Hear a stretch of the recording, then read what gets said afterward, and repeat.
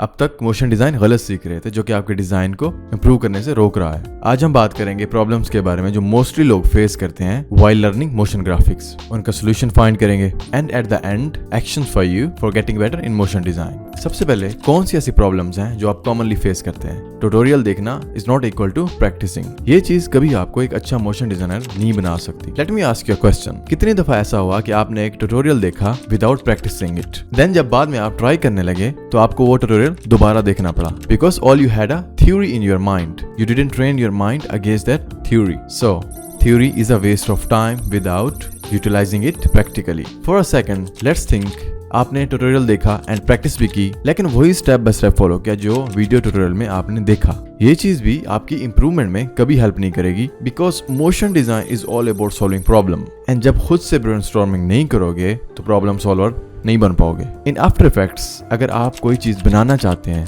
तो उसके लिए बहुत सारे टूल्स एंड इफेक्ट्स ऑलरेडी मौजूद हैं, लेकिन आपने जब तक उन टूल्स को प्रैक्टिकली यूज नहीं किया होगा तब तक आपको आइडिया नहीं होगा कि कौन सा टूल किस टेक्निक में यूज करना है। Now for example, I made this wavy animation, लेकिन इस एनिमेशन में मसला ये है कि इसका जो स्ट्रोक है वो डिस्टॉर्टेड है, एजेस पर आप देख सकते हैं। एंड अब मुझे नहीं मालूम मैं इसे कैसे फिक्स कर सकता हूँ सिवाय एक सोल्यूशन के कि मैं यूट्यूब पर जाऊँ और सर्च करूँ wavy animation and I find bunch of videos there. Different videos explore करूंगा एंड देखूंगा कि किस में मेरी प्रॉब्लम का सोल्यूशन है। एंड देन ट्यूटोरियल देखने के बाद मुझे मालूम हुआ कि यही सेम एनिमेशन में जिगजैग इफेक्ट के साथ भी अचीव कर सकता हूँ जो कि डिस्टॉर्टेड वाला मसला मेरा हल कर देगा। Let me show you.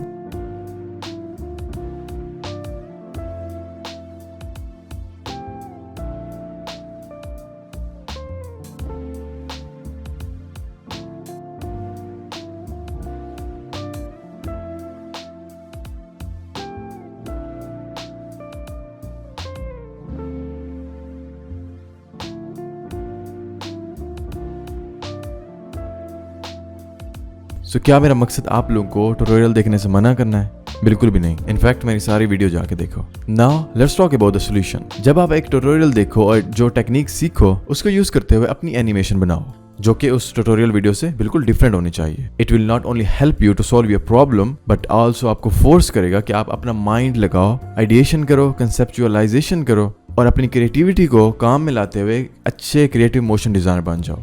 Motion design is not a one man army. Motion design में मल्टीपल स्किल्स होते हैं जिनको कंबाइन करके ही आप एक अच्छे मोशन डिजाइनर बन सकते हैं। इनमें नंबर 1 पे आइडिएशन और कंसेप्चुअलाइजेशन, नंबर 2 पे आता है स्केचिंग, फिर story boarding, illustration and colour style etc। I must say over the past 3 years जो मैंने सीखा है एक अच्छा मोशन डिजाइनर बनने के लिए ये 5 चीजें सीख लेना लाजमी है before you even step into animating in After Effects. ये डिफरेंट स्किल सेट्स हैं, अगर इनमें एक भी मिसिंग होता है तो योर एनिमेशन सक्स।